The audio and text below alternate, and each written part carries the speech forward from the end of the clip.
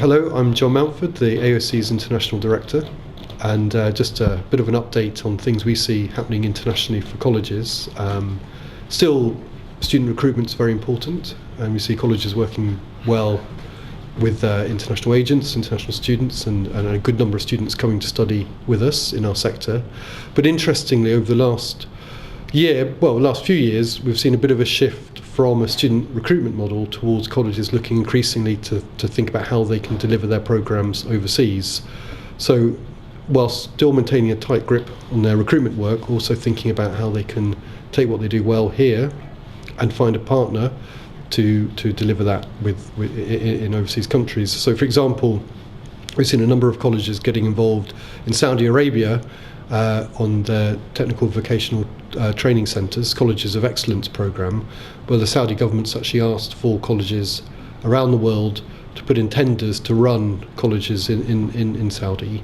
And there's around 8 colleges which have got involved in this programme and are now actually managing, recruiting, teaching, hiring staff and students in Saudi Arabia. So it's quite a big shift for our sector, moving from what was a fairly homogenous student recruitment model to a much more complicated one where they're actually taking things and delivering it in overseas markets.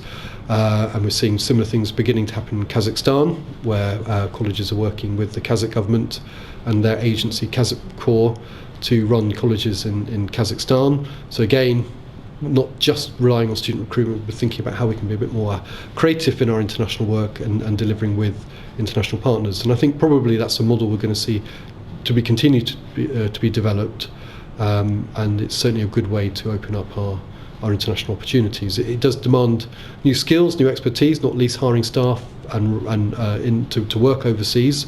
How to recruit students overseas. So it's a whole new range of international skills required to do that successfully. But I'm sure our adaptable, flexible sector would be very well placed to do that. And the initial models we're seeing are going well, not without their challenges, but nonetheless are developing positively, and I feel that's certainly a model we're going to see more of.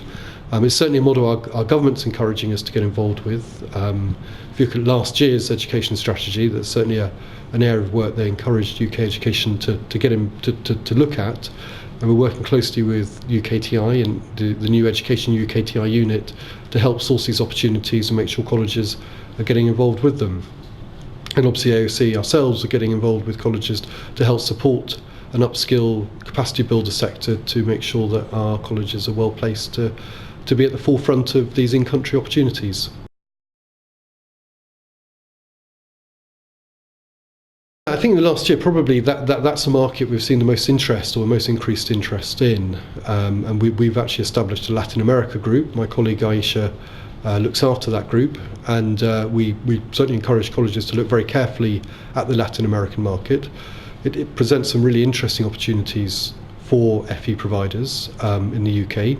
There's a strong interest, or growing interest, in our sector.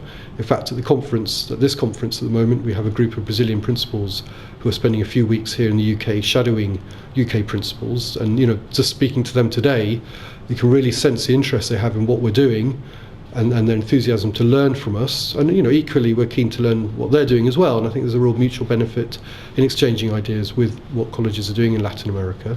And through the shadowing scheme, we hope that will then develop into further partnerships and further opportunities for Brazilian and UK FE exchange.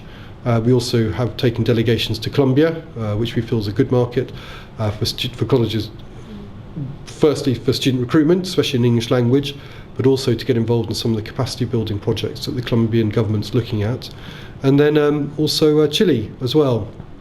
Their government's putting quite a bit of money into their education sector, and they're keen for their students to have international experiences, and they're running a program called Penguins Without Borders, which is to fund Chilean students to come spend time in an international college environment, and hopefully the UK can get involved in that as well. So I think colleges with a strong English language offer, or who are interested in establishing partnerships with overseas institutions, should probably have a quick look at Latin America to see if they can work on some of the programs going on there.